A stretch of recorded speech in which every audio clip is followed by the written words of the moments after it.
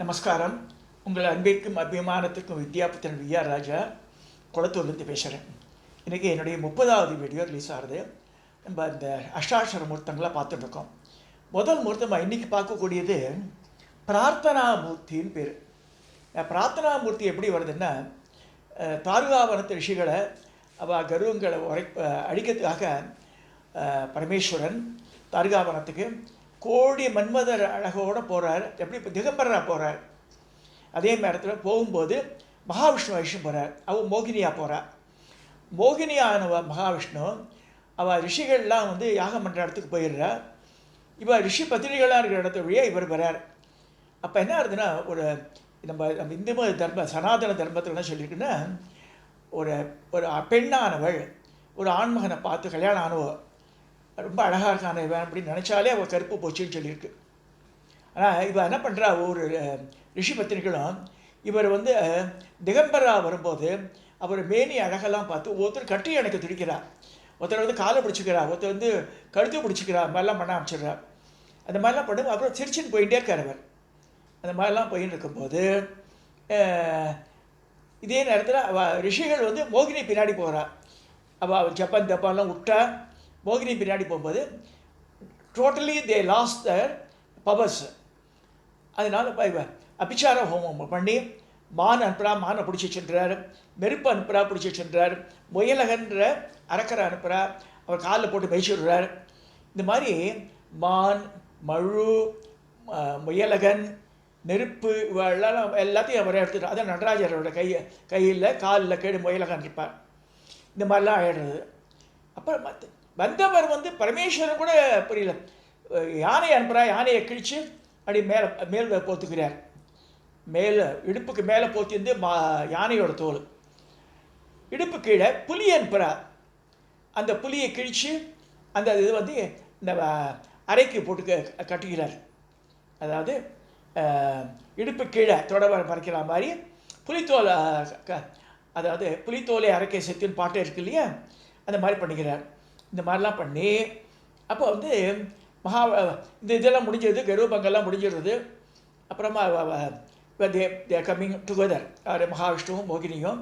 அப்போ அந்த ஒரு தாண்டவம் ஆடுறார் பரமேஸ்வரன். மோகினியும் ஆடுறா கூட. இதெல்லாம் முடிஞ்சு கைலாசத்துக்கு ரிட்டர்ன் ஆகிறார்.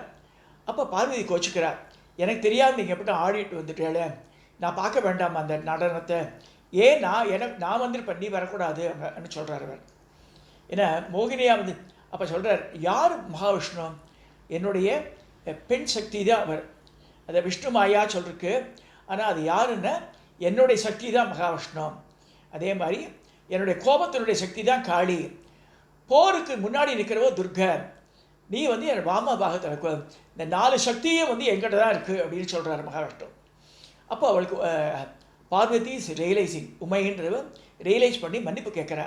உடனே பிரார்த்தனை பண்ணுறார், ஏன்னா மன்னிச்சுருங்கோ, எனக்கு உங்கள் ஆடலை பார்க்கணும் ஆசைப்படுறேன், டான்ஸ் ஆடுற நடனத்தை பார்க்கணும் ஆசைப்படுறேன்போது அந்த தாண்டவம் சிவ தாண்டவம் ஆடுறார் திருப்பி கைலாசத்தில். அவர் சந்தோஷப்பட்டு கை கூப்பி வணங்குறார். அப்போ அவளை சமாதானப்படுத்துறதுக்காக ஊடல் முதல்ல இருந்து இல்லையா, இப்போ கூடல் வரணும்னு சொல்லி அவள் மோவாக்கட்டை போட்டு கொஞ்சிறார். அவள் பிரார்த்தனை பண்ணுறா ஈஸ்வரன்ட்ட, என்னுடைய அசஞ்சல பக்தி எப்பயுமே இருக்கணும், இந்த மாதிரி நான் என்னையுமே எண்ணிக்கக்கூடாதுன்னு அவள் எக்ஸ்கியூஸ் கேட்குறா. ஸோ இப்போ பிரார்த்தனா மூர்த்தின்னு சொல்லியிருக்கு. இந்த வடிவம் அதுதான். இதில் ஒரு சின்ன டிஃபரன்ஸு, இந்த சிலையில் மழு காமிச்சிருக்கு. அந்த பிரார்த்தனா மூர்த்தியில் அந்த உடுக்க தான் காமிச்சிருக்கா. ஸோ மிச்சம்லாம் as it is everything is same. அதாவது ஒரு கையை அவர் தோளில் போட்டுருக்கார், ஒரு கையில் ஒரு முகமாக இது பண்ணிட்டுருக்கார். இந்த மாதிரி மான் இருக்குது, இந்த கையில் இந்த டங்கம் டமருகம் இது வச்சுட்டுருக்காரு. இது உமையனுடைய கோபத்தை தணித்து அவளை மகிழ்ச்சி கடலில் ஆழ்த்தின ரூபம் அது. அவள் பிரார்த்தனைக்கு இணங்கி பண்ணுறாரு. இது பிரார்த்தனா மூர்த்தின்னு பேர். இதை பார்த்துருக்கோம் முதல் மூர்த்தியாக இப்போ இன்னைக்கு.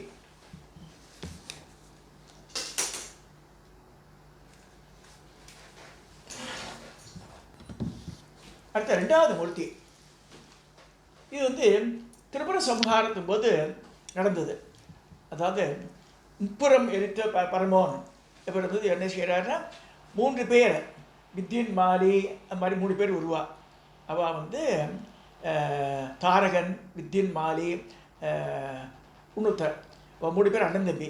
அவள் நிறைய தபஸ் பண்ணி வரம் வாங்கி 3 இரும்பு கோட்டை, தங்கக்கோட்டை, ஈயக்கோட்டை மாதிரி இரும்பில் ஒன்று, அப்புறமா தங்கத்தில் ஒன்று மாதிரி 3 கோட்டைகள் மலையாட்டம் இருக்குது. ரெக்கையெல்லாம் இருக்கும். அப்படியே பறந்துன்னு வருவா. ஒரு கிராமத்திலே உட்காந்துருவா. அது சரி, கிராமங்கள்லாம் அழிந்து போடும். அந்த மாதிரிலாம் ஆகி பெரிய மக்கள்லாம் மகரிஷிகள் வாழ் எல்லாருமே ரொம்ப துன்பப்படுறா. அவள்லாம் மாதிரி துன்பப்படும் போது பரமேஸ்வரன் வந்து எல்லோரும் ரெக்வஸ்ட் பண்ணுறா பரமேஸ்வரன்ட்ட, நீங்கள் எதாவது பண்ணி ஆகணுண்டு. அப்போ என்ன செய்யணும், தேவர்களோட சக்தி எல்லாம் திரட்டுறார்.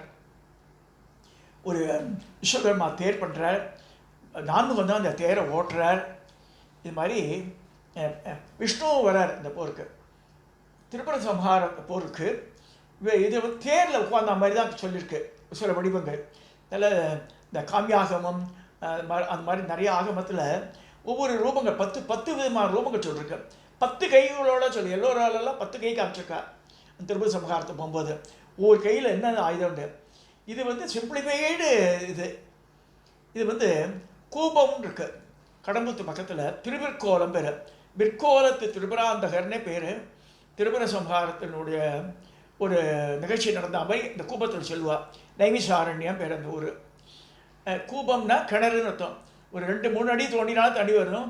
அங்கே இருக்க குளத்தில் தண்ணி வற்றவே வற்றாது. நான் 100 தடவை போயிருக்கேன் அந்த கோவிலுக்கு. திரிபுராந்தகர் திரிபுர சுந்தரி அம்பாள். அங்கே வந்து இந்த திரிபுர சம்ஹாரத்துக்கு போன தேர் வந்து விநாயகர் வெளிப்படாமல் போனதுனால அச்சு முடிஞ்சிடுது. அதே இன்ஸ்டன்ட் அச்சரப்பாக்கம் செங்கல்பட்டு பக்கத்தில் அங்கேயே நடந்த அம்மா இருக்கு. அங்கேயும் இந்த திரிபுர சம்ஹாரத்தினுடைய இந்த மூர்த்தம், திரிபுராந்தரோட மூர்த்தம் சிலை வடிவில் அங்கேயே இருக்குது. இது வந்து கூபத்தல் படியாக இருக்குன்னு சொல்லப்படுறது. இந்த கருங்கல் இது அங்கே கூபத்தில் இருக்குது. கூபத்தில் பார்க்க வேண்டிய என்னென்னா, திருவிற்கோலத்தில் தீண்டா திருமேனி ஒன்று. இறைவனுக்கெல்லாம் வேஷ்டியெல்லாம் வந்து 16 முழ வேஷ்டி காலையில் வாங்கி கொடுத்தா அதை நினச்சி உணர்த்தி காய வச்சு தான் சாத்துவாள். அவள் அதுலேருந்து பிஞ்சு வாக்குன்ற இடத்துல பசும்பால் வருது, அதை தான் அபிஷேகம் பண்ணுவாள். பால் பேக்கெட்டில் தொடவே மாட்டாள். அதே மாதிரி அவானந்தர்மத்தில் பூக்க தான் சாமிக்கு சாத்துவாள். இந்த திரிபுராந்தகத்துக்கு திரிபுராந்தகர் அங்கே லிங்க வடிவில் இருக்குது. சந்திரசேகர மூர்த்தி கிட்டத்தட்ட 3-4 அடி உயரம் இருக்கும். இந்த பஞ்சலோக சிலையை நான் பார்த்த சந்திரசேகர மூர்த்தி கூபத்தில் பெருசு, கட்டாயம் பார்க்க வேண்டியது இது. இப்போ இந்த திரிபுர சம்ஹாரத்துக்கு போகும்போது இறைவன் வந்து 10 கையில் ஆரம்பித்து ஒவ்வொரு இங்கே கூபத்தில் இருக்கிற சிலை போட்டிருக்கேன். வந்து ஒரு கையில் வந்து பில் வச்சுருக்கார், மான் இருக்குது, இந்த டம்மருகம் இருக்குது. இந்த மாதிரி நிற்கிறார். ரொம்ப ரொம்ப அழகான வடிவம் அது. இது வந்து கருங்கல் திருமேனியை கூபத்தில் பார்க்கலாம். இதே மாதிரி இது வந்து இருக்குன்னா அச்சரப்பாக்கத்துலேயும் இருக்குது. அங்கே எங்கெல்லாம் திரிபுர சம்ஹாரம் நடந்துன்னு சொல்லப்படுறதோ ஒவ்வொரு அதாவது கதைகள் ஒவ்வொரு இடத்துலையும் அந்த புராண ரீதியாக அந்த ஸ்தல புராணத்தில் சொல்லியிருக்கோம். அது மாதிரி செதுக்கியிருக்கார். சுதை வடிவிலையும் இருக்குது. தமிழ்நாட்டில் பல இடத்துல பார்க்கலாம் இந்த திரிபுர சம்ஹாரத்தினுடைய நிகழ்ச்சியை. திரிபுராந்தகர்ன்ற வடிவம் அது. இது சிம்பிளிஃபைடு வடிவம். 10 கரங்களோட மடக்கிய காலோட தேரில் உட்காந்தா மாதிரியெல்லாம் வடிவங்கள்லாம் இருக்குது. அதெல்லாம் நான் போடல, ஏன்னா அது வந்து சுதையில் இருக்குது. சில இடத்துல எல்லோரா இருக்கிற குகை கோவில் இருக்குது. தஞ்சை பெரிய கோவிலில் வந்து வர்ணங்களை தீட்டிருக்கா மேலே கோபுரத்தில், அது பார்க்கலாம். அடுத்த வடிவம் கங்காளர். இந்த கங்காளரை பார்த்தா நம்ம பிக்ஷாடனர் பைரவர் வரார் இல்லையா, அந்த பிக்ஷாடர் ரூபம் இருக்கும். பட் பிக்ஷாடரை வேறு, கங்காளர் வேறு. அது புரிஞ்சுக்கணும். முதல்ல பார்க்குறதுக்கு 2 கிட்டத்தட்ட ஒரே மாதிரியாக இருக்க மாதிரி இருக்கும். கங்காளர் வந்து என்னென்ன பாருங்க, தோளில் வந்து பெரிய வந்து சூலம் வச்சுட்டுருக்கார். அதில் ஒரு மூட்டை தொங்குறது. அந்த பக்கத்தில் மயிர்பீலி இருக்குது. இன்னொரு கையில் கபாலம் வச்சுட்டுருக்கார். இந்த கையில் டமர்கம் வச்சுட்டுருக்கார். அதுக்கு மானுக்கு அருகம்புல் தரார். பக்கத்தில் குண்டோதரன் இருக்கிறான். இந்த இதில் விஷாண்டேஸ்வரரை சொல்லும்போது அவர் வந்து அம்மனமாக, அதாவது திகம்பரராக வருவார் விஷாண்டேஸ்வரர். ஆனால் கங்காளர் அழகான ஆபரணங்கள்லாம் போட்டுண்டு வேஷ்டியெல்லாம் கட்டின்னு தான் வர்றார். இப்போ what is the difference between இவருடைய வலது பக்கத்தில் சந்திரன் இருக்கும், இடது பக்கத்தில் எருக்கம்பூ இருக்கும் தலையில். நம்ம கங்காள வடிவம் சொல்லியிருக்கு. இந்த கங்காள வடிவம் எப்போ ஏற்படுதுன்னு கேட்டால் ஊழிக்காலத்தில் மகாவிஷ்ணு பிரம்மன் இவாளெல்லாம் அழிந்துபடுறா, இறந்துபடுறா எல்லாருமே. அவளுடைய எலும்புகளை அந்த இறந்து போன பிறகு அவளுடைய அஸ்தி வந்துருமே பின்னாடி, அதெல்லாம் ஒரு மூட்டையாக கட்டிக்கிறாரு. அந்த அஸ்தியை மூட்டையாக கட்டி இங்கே தொங்குறது. கங்காளர் இந்த சூலத்தில் அந்த பிரம்மா விஷ்ணுவோடைய அஸ்திகள் தான் இதில் இருக்குது இந்த மூட்டையில்.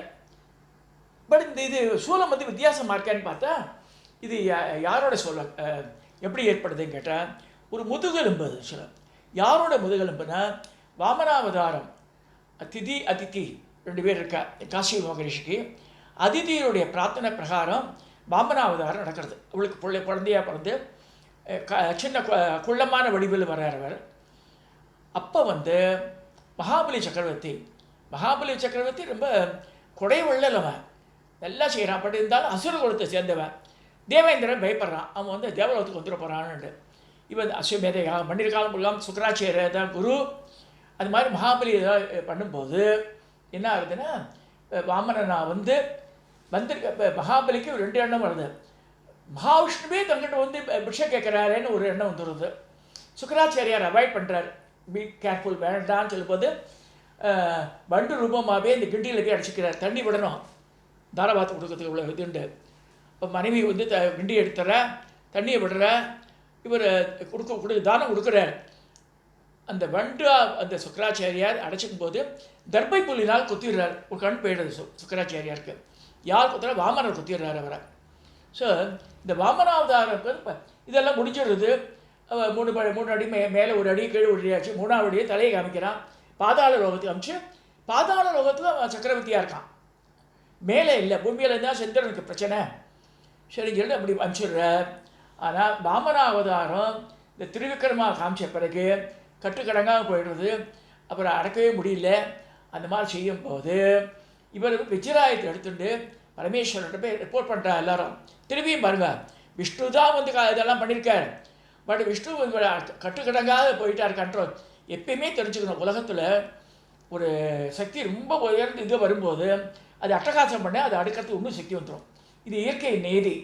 அப்போ பரமேஸ்வரன் செய்கிறார், தன்னுடைய வஜ்ராயத்தினால் வாமனருடைய மார்பில் ஒன்று போட உடனே வாமனர் விழுந்து இறந்துப்படுறார். அவருடைய முதுகெலும்பை எடுத்து அது சூலம் பண்ணி அந்த சூலத்தில் பிரம்மா விஷ்ணுவோட எலும்பு பைய தொங்க விட்டுருக்கார். கங்காளர் ரொம்ப இப்படியாக சொல்லப்பட்டிருக்கு ஆகமத்தில். ஸோ இதை எடுத்துகிட்டு வர்றார். அப்போ மான் இது யாரால் வந்தது? தாரகாபுரத்து ரிஷிகளை எழுதி விட்டது. அதுக்கு அருகம்புல் தர, அது வந்து பாவம். மான் வந்து சாப்பிட்டான் பிராணி. ஸோ அதுக்கு அருகம்புல் கொடுக்குறார். பக்கத்திலே குண்டோதர வரா. இந்த திருக்கரங்களில் இதெல்லாம் ஏந்தியிருக்கார். திரும்பி சொல்கிறேன், ஒரு திருக்கரம் வந்து அந்த சூலத்தை பிடிச்சிட்டு இருக்கு. சூலத்தின் இந்த முறையில் வந்து அந்த பிரம்மா விஷ்ணுவோட எலும்புகள் இருக்குது. அதில் எலும்பியே மாலையாக விளக்கத்து போட்டுருக்காங்க சொல்லுவேன். ஒரு கையில் கபாலம் வச்சுட்டுருக்கார், ஒரு கையில் அந்த டமருகத்தை வச்சுட்டுருக்கார்.